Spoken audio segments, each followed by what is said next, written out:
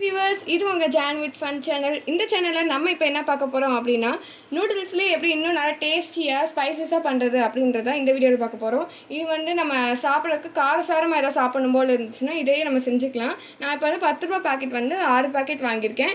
இப்போ அதுக்கு தேவையான அளவு தண்ணி இங்கே வந்து வச்சுக்கலாம். இதுலேயே வந்து உங்களுக்கு கொஞ்சம் வந்து கிரேவி மாதிரி இருக்கணும் அப்படின்னா தண்ணி கொஞ்சம் சேர்த்து வச்சுக்கோங்க. இல்லை எனக்கு வந்து வர இருந்தால் ஓகே அப்படின்னா நீங்கள் அதில் தர அளவுக்கு தண்ணி வச்சாலே போதும் தான். இப்போ தண்ணி நல்லா கொதிச்சிருச்சு. இப்போ வந்து நம்ம இந்த 6 பாக்கெட்டையும் இது மாதிரி ஓப்பன் பண்ணி இப்போ எடுத்து வச்சுருக்கோம். இப்போ இதில் வந்து முதல்ல இந்த மசாலா போடக்கூடாது. மசாலா போட்டோம் அப்படின்னா தண்ணி கொதிக்கல அடியில் பிடிச்சிரும். ஸோ நம்ம ஃபஸ்ட்டு வந்து இதை தான் போடணும். இப்போ நம்ம இது எல்லாத்தையும் இதில் சேர்த்துடலாம்.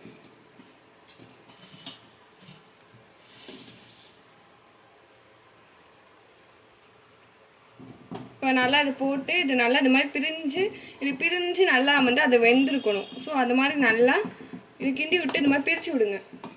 இதை வந்து நீங்கள் உடச்சி போட்டிங்க அப்படின்னா நல்லா இருக்காதுன்றதுனால நான் அப்படியே முழுசாக தான் போட்டிருக்கேன். உங்களுக்கு எப்படி வேணுமோ நீங்கள் அது மாதிரி போட்டுக்கலாம்.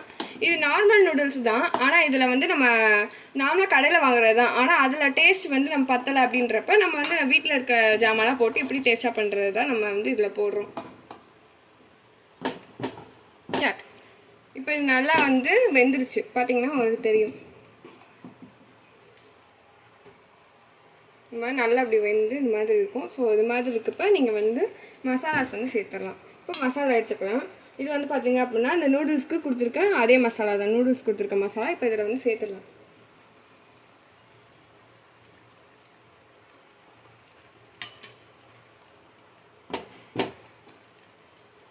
இந்த மாதிரி மெதுவாக கிண்டி விடுங்க. அது உடையாமல் பார்த்து மெதுவாக கிண்டணும். இப்போ இது சேர்த்ததுக்கப்புறமா நம்ம சிக்கன் மசாலா வந்து சேர்த்துக்கலாம்.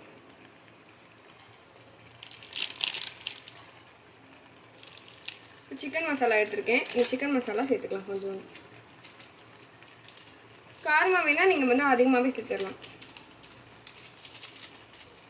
சிக்கன் மசாலா சேர்த்துட்டு கொஞ்சம் வந்து உங்களுக்கு பிரியாணி ஃப்ளேவர் வேணும் அப்படின்னா கொஞ்சம் பிரியாணி மசாலா சேர்த்துக்கலாம்.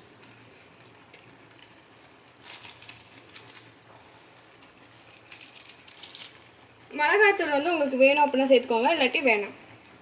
நான் வந்து மிளகாத்தூளுக்கு பதிலாக இதே வந்து சேர்த்துட்டேன், நிறைய சேர்த்துருக்கேன். இப்போ நல்லா கொஞ்சம் சாட் மசாலா சேர்த்துக்கிறேன். சாட் மசாலா என்கிட்ட ரொம்ப கம்மியாகவே இருந்துச்சு. ஸோ அதனால் நான் வந்து 1 ஸ்பூன் அளவில் இருந்துச்சு. அதை மட்டும் நான் சேர்த்துட்டேன். இதில் உங்களுக்கு உங்கள்கிட்ட இருந்துச்சுன்னா நீங்கள் கொஞ்சம் சேர்த்துக்கோங்க.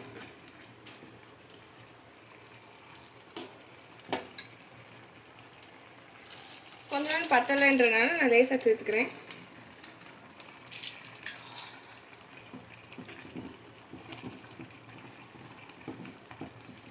இப்போ அது அப்படியே கொதிக்கட்டும்.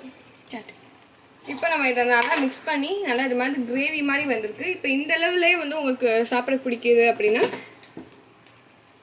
இந்த அளவுக்கு வந்து உங்களுக்கு ஓகே, இந்த மாதிரி இருந்தால் தான் ஓகே அப்படின்னா நீங்கள் இது மாதிரி எடுத்துக்கலாம். இது மாதிரி கிரேவியாக சாப்பிட்டாலும் சூப்பராக இருக்கும். இப்போ வந்து இதை ஸ்டவ் ஆஃப் பண்ணிவிட்டு நம்ம இதை பவுலில் மாற்றிடலாம். இப்போ இதை மாற்றிடலாம். இப்போ நம்ம வந்து இதில் பவுலில் மாற்றியாச்சு.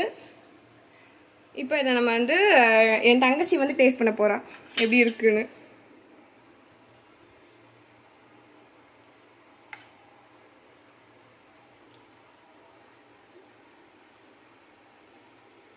இப்போ என் தங்கச்சி டேஸ்ட் பண்ண போகிறா.